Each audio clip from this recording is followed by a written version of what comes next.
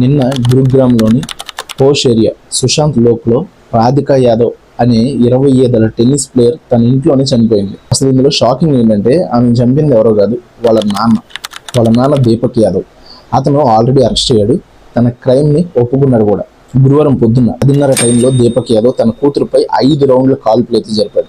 3 బుల్లెట్లు వెనక నుంచి తగలడంతో బ్రేక్ఫాస్ట్ చేసుకుంటున్న రాధిక అక్కడికక్కడే చనిపోయింది. అయితే ఈ ఇన్వెస్టిగేషన్ లో బయటపడిన డీటెయిల్స్ అయితే మైండ్ బ్లోయింగ్. అసలు మీకు తెలుసా, ఈ దీపక్ యాదవ్కి నెలకు 15 లక్షల నుండి 17 లక్షల దాకా సంపాదన ఉందంట. అది అద్దెల రూపంలో.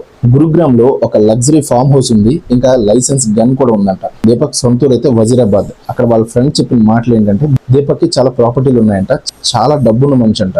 ఇంకా ఆ గన్ గురించి చెప్తూ మామూలు మనుషులకైతే అలాంటి లైసెన్స్ కూడా రాదు, దానికి చాలా కనెక్షన్స్ అండ్ డబ్బు కూడా కావాలని చెప్పి వాళ్ళ ఫ్రెండ్ అయితే చెప్పాడు. అసలు ఈ మర్డర్ వెనుక కారణం ఏంటి? దీపక్ పోలీసులకు ఏం చెప్పాడంటే రాధిక టెన్నిస్ అకాడమీ నడుపుతుందంట. ఆ అకాడమీతో వచ్చిన డబ్బుతో తను బతుకుతున్నాడని ఊరు వాళ్ళంతా ఎగతాళి చేస్తున్నారని, అందుకే అకాడమీ మూసేయమని రాధికకి చాలా సార్లు అడిగానని చెప్పారు. కానీ దీపక్ ఫ్రెండ్ ఈ మాటలను అయితే ఖండించాడు. అంత డబ్బున్న వాడిని కూతురు డబ్బుతో బతుకుతున్నాడని ఎవరంటారు?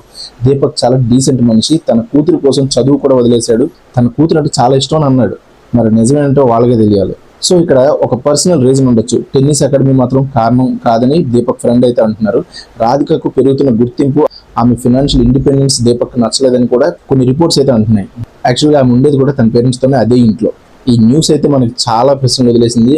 ఒక నాన్న తన కూతురు ఎందుకు ఇలా చేశాడో, ఆ లోపల ఏం జరిగిందో తెలియాలి. పోలీసులు విచారణ చేస్తున్నారు. మరికొన్ని రోజుల్లో పూర్తి వివరాలు అయితే బయటపడతాయని ఆశిద్దాం. ఈ కేసు గురించి మీరేమనుకుంటున్నారు? ఒక నాన్న ఇలా ఎందుకు చేసుంటాడు? మీ అభిప్రాయాలను కింద కామెంట్ బాక్స్లో అయితే తెలియజేయండి. మళ్ళీ ఇంకో ఇంట్రెస్టింగ్ అప్డేట్తో కలుద్దాం. అప్పటి వరకు స్టే ట్యూన్డ్.